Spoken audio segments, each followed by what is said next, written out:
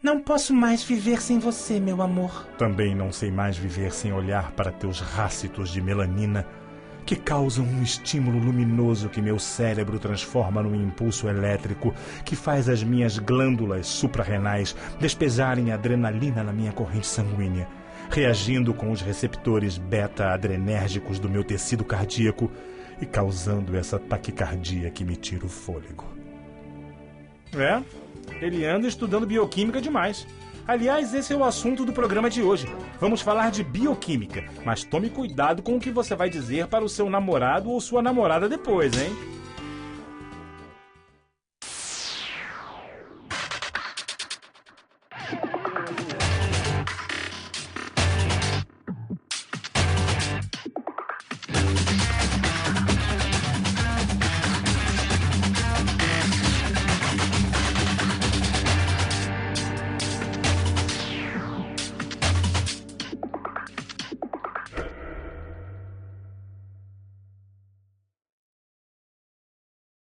A bioquímica é uma ciência multidisciplinar que mistura aspectos da química e da biologia no estudo dos processos químicos em organismos vivos. Os estudos desses processos vêm de mais de 400 anos atrás, mas só na virada do século XIX para o XX é que o termo bioquímica passou a ser utilizado. Desde então, tudo andou muito rápido com essa ciência. A partir dos estudos bioquímicos, o homem foi capaz de entender os processos dentro do corpo humano nos mínimos detalhes. Para isso, a bioquímica trabalha principalmente com 4 tipos de compostos orgânicos. E os atores desse espetáculo são os carboidratos, lipídios, ácidos nucleicos e, claro, as proteínas, que são as grandes estrelas do programa de hoje. Proteínas são compostos orgânicos formados por aminoácidos em grandes cadeias que chamamos de macromoléculas. As proteínas são fundamentais em quase todos os processos celulares. As enzimas, por exemplo, são proteínas com a função de catalisar a maioria das reações químicas nos organismos vivos. Isso quer dizer que elas são vitais para o metabolismo do corpo humano. Ser ou não ser uma usina de reações químicas? Eis a questão. Mas peraí, quer dizer que eu enxergo, falo, como, sinto o cheiro e ouço por causa de reações químicas? É por aí. Todas as ações do nosso organismo são comandadas pelo sistema nervoso através de impulsos elétricos e substâncias que chamamos de neurotransmissores. A energia necessária para a contração muscular é obtida através da oxidação de lipídios e carboidratos. E quem comanda tudo isso é o sistema nervoso. Essas reações produzem o ATP, ou adenosina trifosfato, que é uma enzima responsável pelo armazenamento de energia química dentro das células. O ATP é a moeda energética do metabolismo humano. O músculo mais importante do corpo é o coração, responsável por bombear o sangue através do sistema circulatório. O lado direito do coração coleta o sangue das veias, cheio de gás carbônico, e joga esse sangue para os pulmões. Nos pulmões, o oxigênio inspirado passa para o sangue através de um processo chamado difusão. E pelo mesmo processo, o gás carbônico deixa o sangue para ser expirado. O sangue oxigenado é transportado pelas artérias para o lado esquerdo do coração. O coração, então, bombeia o sangue de volta para todos os órgãos e tecidos do corpo que usam o oxigênio para produzir energia, como vimos antes. Ok, mas se esses gases tão importantes são levados para lá e para cá pelo sangue, não é bom saber como acontece esse transporte? Com certeza, Kika. O sangue transporta substâncias necessárias para o metabolismo. No sangue encontramos outra proteína fundamental para o corpo, que é a hemoglobina. A hemoglobina é uma grande molécula que contém ferro. O oxigênio se liga ao ferro da hemoglobina, que circula pela corrente sanguínea, carregando o oxigênio para todas as células do corpo. O sangue é como uma estrada por onde circulam nutrientes, hormônios, anticorpos e escórias para chegarem e saírem dos órgãos e tecidos. Toda essa movimentação é feita através de interações químicas e físicas entre as diversas moléculas do sangue e as moléculas dessas substâncias. Entendi. Você tá me dizendo que esse pedaço de pizza vai andar pra lá e pra cá dentro do meu corpo através do sangue? De certa forma, sim. Mas antes ele vai ser quebrado em minúsculos pedaços, em moléculas, e cada uma delas vai chegar ao sangue de formas diferentes. Por exemplo, a massa da pizza começa a ser digerida ainda na boca por causa da reação química entre uma enzima presente na saliva e o amido da massa. Depois, os músculos do sistema digestivo vão empurrar o alimento para o estômago através de contrações causadas por impulsos elétricos comandados pelo sistema nervoso. No estômago, o suco gástrico vai envolver o alimento e começar a separação. O ácido clorídrico, presente no suco gástrico, proporciona o meio ácido que é ideal para a atuação das enzimas do estômago. Uma delas é a pepsina, que vai desdobrar as proteínas dessa calabresa da sua pizza em pequenas moléculas de aminoácidos que podem ser absorvidas mais facilmente. Depois, esse alimento atravessa o duodeno, onde recebe os sucos intestinais e o suco pancreático, também ricos em enzimas. Essas enzimas catalisam as reações químicas que vão quebrar os nutrientes em partes menores, como aminoácidos e glicose.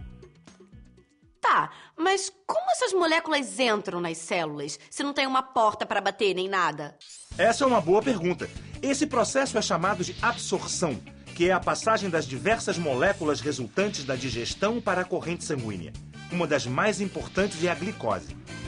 Dentro da célula, a glicose vai ser decomposta numa reação química de oxidação. Essa reação libera a energia termodinâmica necessária para formar a molécula de ATP que armazena essa energia. E é essa energia em forma de calor que vai ser usada pelo corpo durante as suas atividades. É por isso que falamos em queimar calorias quando fazemos exercícios físicos, por exemplo. E tudo isso porque a glicose entra de penetra na festa. É isso mesmo. E a proteína que dá carona para a glicose é a insulina, um hormônio produzido pelo pâncreas. Quando a produção de insulina é normal, a glicose entra nas células e é consumida na produção de energia. Quando o corpo não consegue produzir insulina suficiente, a glicose começa a acumular na corrente sanguínea, causando a doença conhecida como diabetes, que é crônica e não tem cura. Mas quanto mais cientistas e médicos se aprofundam nas questões fisiológicas e nos processos bioquímicos, maiores são as chances de se encontrar tratamento para as mais diversas doenças, como o diabetes. Essa história de sangue assim, glicose assado, me fez perder a vontade de comer pizza. Mas me deixou super curiosa. Deve dar para fazer muita coisa com esse conhecimento todo, né? Realmente, o conhecimento dos processos bioquímicos promoveu um avanço extraordinário na ciência, principalmente na medicina. Há mais de 400 anos atrás, o médico e alquimista Paracelso curava seus pacientes receitando substâncias que poderiam ser consideradas tóxicas, como o arsênico ou o mercúrio. E funcionava, mas ainda não se sabia como exatamente isso acontecia. Ainda hoje, o mecanismo de ação de alguns medicamentos não é totalmente conhecido.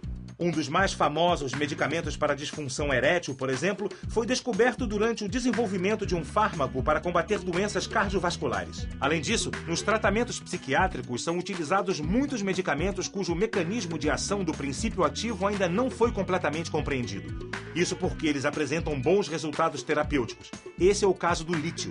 Mas o fato é que o conhecimento profundo dos processos fisiológicos e da bioquímica é o método mais seguro no desenvolvimento de medicamentos e cura para as mais diversas doenças. Muito bom isso.